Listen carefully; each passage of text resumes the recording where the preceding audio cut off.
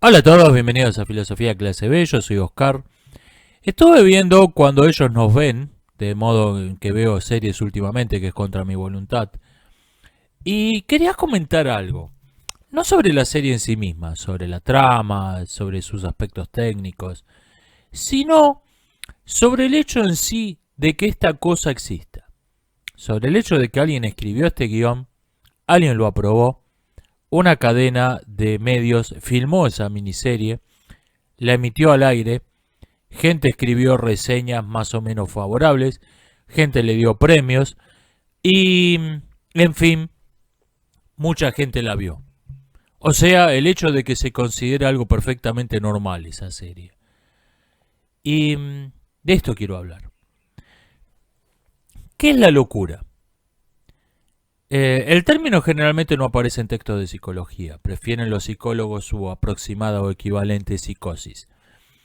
Y tampoco se ponen de acuerdo en cuál es la definición técnica, en cómo definir técnicamente la psicosis. Yo creo que de modo práctico se puede definir la locura como la incapacidad de alguien para emitir un juicio razonable. Y no me refiero a cuestiones complejas como si la demostración de un teorema matemático es correcta o dilemas éticos como el dilema del tranvía, que son de discusión filosófica, en ética. Me refiero a que una persona o alguien es incapaz de emitir un juicio razonable acerca de lo obvio. Decir esto es verdadero, esto es falso, esto es bello, esto es repulsivo, esto está bien, esto está mal, esto es una víctima, esto es un victimario. No puede emitir juicios obvios. Eso es un loco. Y me corregí, dije alguien y no una persona, porque no necesariamente es un individuo quien enloquece. Puede enloquecer una empresa, puede enloquecer un partido político, puede enloquecer una institución, puede enloquecer una sociedad, puede enloquecer un país. Yo creo que ese es el caso de Estados Unidos hoy. Estados Unidos es una sociedad que ha enloquecido. Y no es el primer país loco en la historia, pero es un país que está loco. Y hay un grave problema cuando un país enloquece, y es que no hay psiquiátricos para internarlos. No hay chalecos de fuerza para países. No se le puede ni siquiera prohibir quitar el permiso de portar armas a un país que enloqueció.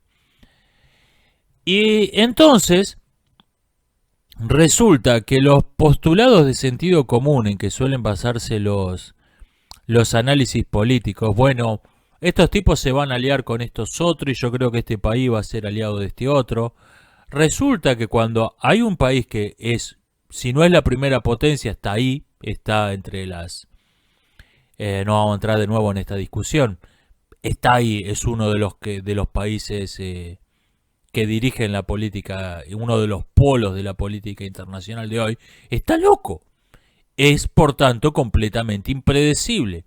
O no es predecible con los postulados del sentido común de la elección racional, por ejemplo. Y yo creo que es un asunto que hay que tener muy en cuenta esto. Que uno de los agentes políticos que dirigen el mundo de hoy en día es una sociedad, es un país cuya sociedad está loca. Es una sociedad que ha perdido la capacidad de establecer juicios obvios acerca de lo que es verdadero y lo que es falso, acerca de lo que es bello y lo que no lo es, acerca de lo que está bien y lo que está mal. Y me refiero a juicios obvios. Me dicen que hay autores que han escrito cosas razonables acerca del descubrimiento y conquista de América. Sí, no quise negar esto. Lo que digo es que lo que puede hacer un autor crítico en estos asuntos es simplemente negar un discurso estúpido oficial, sea el paraíso perdido aborigen, sea el radiante héroe de blanca armadura que vino a civilizar, eh, o esa mezcla de dos estupideces que es la teoría del mestizaje cultural. algunos académicos han descubierto después de años de pensarlo y años de investigación, nosotros no somos ni europeos ni aborígenes, somos otra cosa, una cultura propia que surgió de la mezcla de la cultura europea y las culturas nativas. ¡Wow!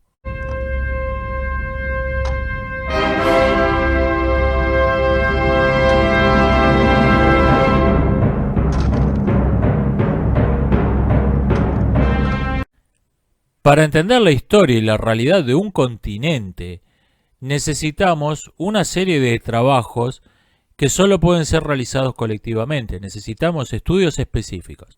Necesitamos estudios específicos que analicen, que se basen en esos estudios específicos. Necesitamos historiadores que lean 100 libros y escriban una página para crear de todo ese material previo algo reducido, condensado, que pueda ser conocido por una amplia cantidad de gente. Necesitamos filósofos que hagan un análisis crítico de ese trabajo de historia, etcétera, etcétera. Es algo que solo puede ser realizado colectivamente y solo puede ser realizado por una cantidad enorme de personas a lo largo quizá de generaciones. Y no tenemos este trabajo. Tenemos gente diciendo cosas razonables por acá y por allá, pero no tenemos el tipo de estudio sistemático, riguroso que necesitamos.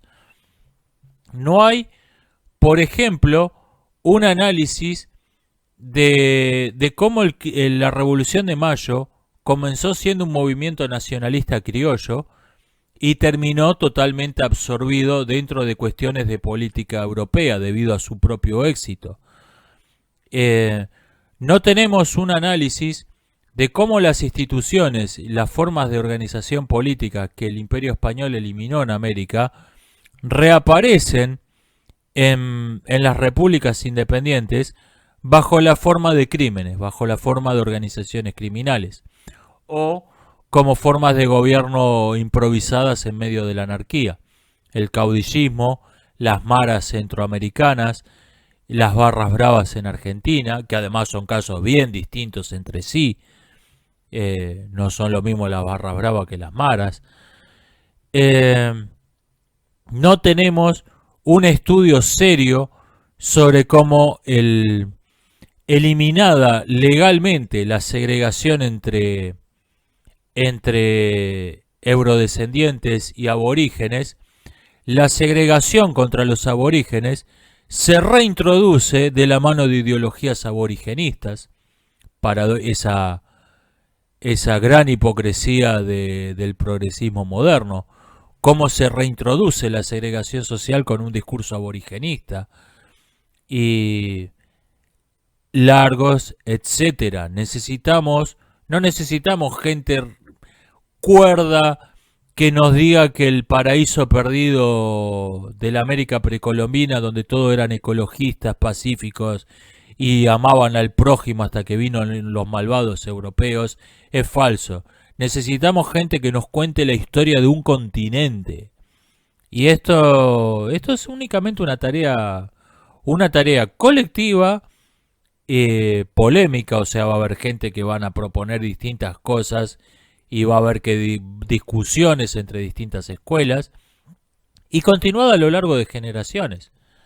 O sea, no es poca cosa el trabajo que hay para hacer en este asunto. Y solo esbocé algunas cuestiones que me vinieron a la mente. Probablemente haya tareas mucho más importantes que las que dije para hacer que ni me acordé. O sea, no es un tema simple, no es un tema simple. Estamos tratando de conocer la historia de un continente. Tenemos un modelo. Conocemos la historia de un continente, Europa. Europa ha tenido un trabajo de erudición crítica, de análisis filosófico continuado a lo largo de siglos y tenemos toda esa literatura acumulada que nos puede servir de modelo. Hay un problema en este mundo, tiene 5 continentes. Y tenemos la historia de uno. Tenemos una historia en serio, digo, no leyendas, mitos. Tenemos la historia de verdad, la tenemos de un continente. Y nos puede servir esa historia europea, nos puede servir para entender el trabajo que tenemos que hacer, para entender lo que falta. Incluso en el marco de la aceptación del llamado mestizaje cultural se dicen disparates muy grandes. Uno es confundir la ensalada del continente como si implicase que cada individuo es una ensalada, como si la propiedad del conjunto fuese una propiedad de cada integrante. Otro es contarle a los niños la historia de la guerra de independencia como si fuese algo que hicieron sus antepasados, pasando por alto que la gran mayoría de los argentinos de hoy somos descendientes de europeos que vinieron después. Mi bisabuelo por línea paterna fue ministro en España. Y de mis tatarabuelos solo sé el nombre de algunos, pero dudo mucho que ninguno de ellos haya sido un mapuche en el ejército de los Andes. Y en el resto de Latinoamérica sí hay una mayor continuidad de la población desde la época de las guerras de independencia, porque no hubo la política de reemplazo poblacional que en esta parte del mapa impulsó el gobierno del PAN, Partido Autonomista Nacional, a fines del siglo XIX.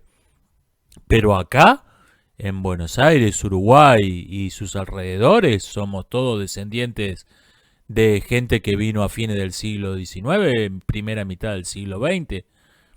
Y por último tenemos el disparate de pretender que la herencia cultural aborigen es tan importante como la europea.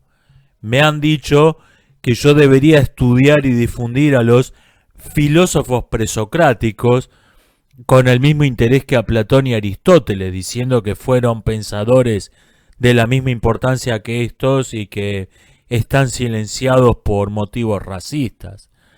Y dejando de lado esta locura, ¿qué aportaron realmente los indios a nuestra cultura?